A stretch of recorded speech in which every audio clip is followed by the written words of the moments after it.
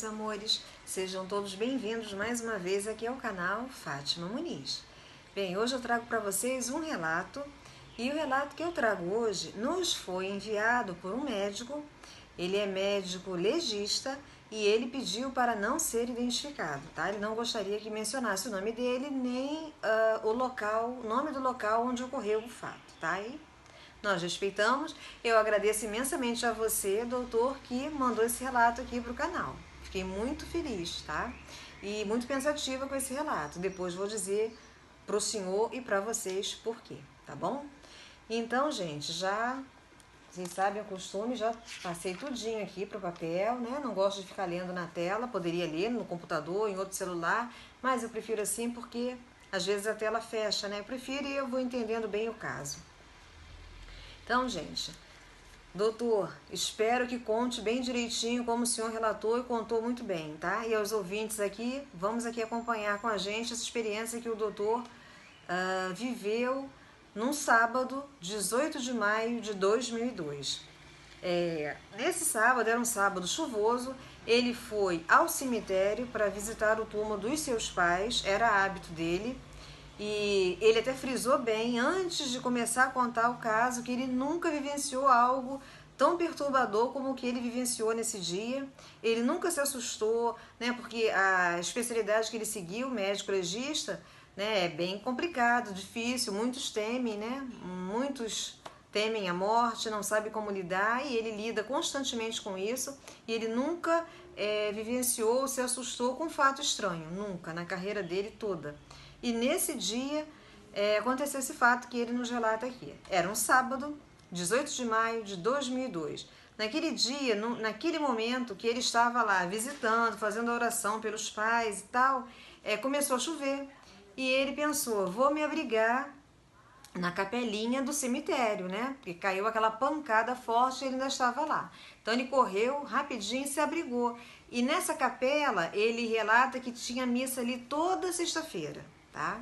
Ela funcionava efetivamente, sempre ficava com as portas abertas. E ele entrou. E ela estava vazia, a capela, com exceção de uma moça que se encontrava na primeira fileira dessa capela. Então ele foi se aproximando e vou contar aqui, vou ler aqui para ficar bem fiel ao que ele mandou.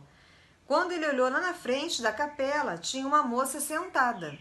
Ela tinha vestido comprido, cabelos bem compridos e estava muito bem arrumada. E ela estava lá como? De cabeça baixa, né? Como se estivesse ali em oração, compenetrada. E ele pensou o quê? Vou me sentar do lado dela, né? Seria uma companhia, conversava ali um pouquinho e a chuva passava. E aí, gente, quando ele sentou, quando ele foi assim chegando para sentar do lado dela, ela já olhou para ele assim, né? Assim, meio de lado. Ficou meio assim. Aí ela perguntou para ele se ele foi ali rezar pelas almas. Ele, meio sem jeito, respondeu, sim, claro, vim rezar pelas almas.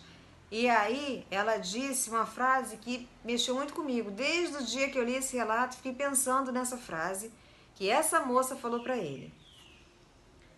Ela disse assim, muitas almas se sentem sozinhas e isso me entristece muito. E ela tinha pena de tantas almas sofredoras. Aí ele perguntou para ela uma coisa assim, bem óbvia. Bom, mas você está aqui fazendo orações, você tem parentes sepultados aqui? E ela disse que não tinha nenhum parente ali.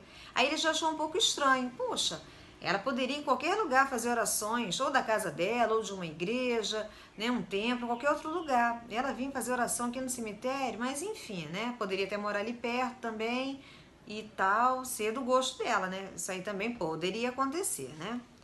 E aí, o que ele achou mais estranho? Quando a chuva assim passou, né, deu aquela estiada, ela saiu muito apressada e muito assustada, sem se despedir.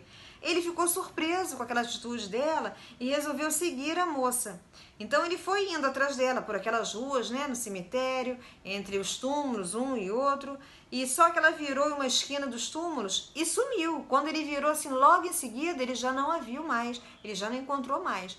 Aí ele olhou olhou aquilo bem ao longe, bem distante, e não viu mais ninguém, não tinha como ela se esconder, para onde ela ir, nada. Ele ficou meio aturdido com aquilo, ainda foi ele dar mais umas olhadas ali para ver se havia.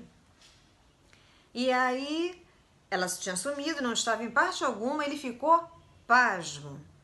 E ele começou a olhar em todas as direções para ver se via a moça. E aí ele levou um tremendo susto. Sim. Quando de repente ele bateu os olhos em um túmulo e ali ele viu a foto da moça. Era a foto da moça que estava com ele sentada na capela. Ele disse aqui que ele levou um susto tão grande, que ele caiu sentado. E ficou lá sentado um tempo, até se recompor, se recuperar, passar aquele medo, ele recompor as forças para levantar dali e ir embora. Ele ficou muito assustado. Ele conta aqui que ele ficou assustado por muito tempo. Mas, com o passar dos dias, ele se acalmou mais e resolveu voltar lá e conversar com o zelador do cemitério. E o zelador desse cemitério, ele viveu ali a vida toda. Ele convivia ali, trabalhava ali a vida inteira. Então, ele tinha bastante ciência e conhecimento de todas as pessoas que estavam sepultadas ali. Daí, ele foi lá, encontrou o zelador e perguntou para ele quem era aquela moça. Então, ele disse que aquela moça, ele foi lá, mostrou o túmulo, mostrou o retratinho, e o zelador falou que aquela moça, ela foi sepultada e a história dela, foi sepultada ali, e a história dela era muito triste. Ela foi desprezada pela família e foi humilhada pelo noivo. Então, ele disse que aquela moça morreu de tanta tristeza. Então, esse médico, o doutor que nos conta o fato, ele contou tudo o que havia acontecido com ele para o zelador. E ele disse que o zelador não acreditou muito não, sabe? Ficou aquela cara assim meia de interrogação, né? Enfim, ele que viveu isso, ele nunca mais esqueceu essa experiência. E ele conta aqui que a moça se chamava Laura, ela nasceu em 1970 e ela morreu em 1991. E ele disse que a partir desse dia, desse momento, que ele encontrou com ela foi em 2002, ele até hoje, ele manda rezar uma missa por semana para ela, para a Laura. E eu achei isso aí tão bonito, sabe? De uma nobreza, de um sentimento tão assim, uma empatia tão grande pela Laura. Eu achei assim, olha, doutor, o senhor está de nota 10. Muito bem, tá? Gostei demais.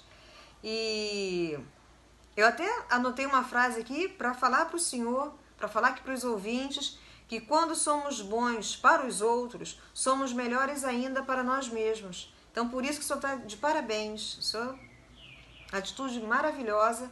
Essa frase é de Benjamin Franklin.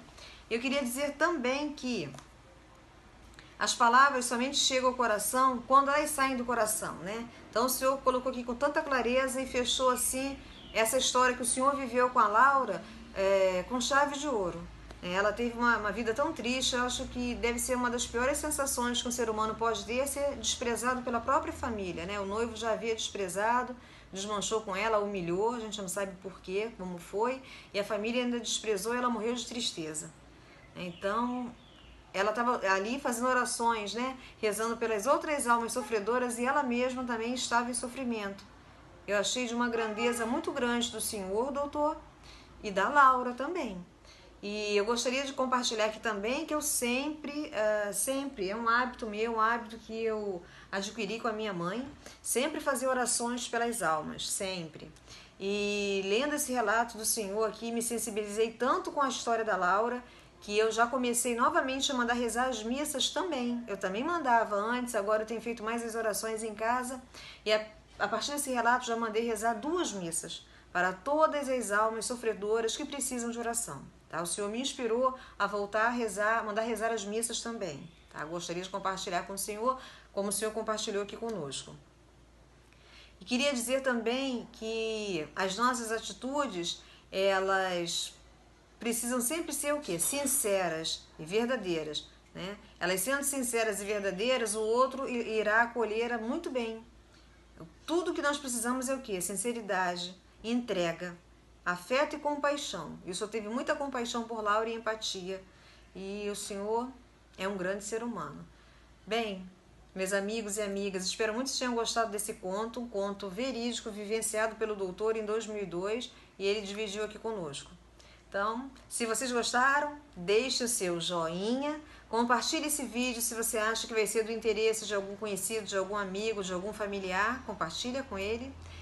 Visitem o canal se você é novo aqui, tem mais contos, mais relatos, mais histórias e continuarão tendo, se Deus quiser, se vocês continuarem enviando.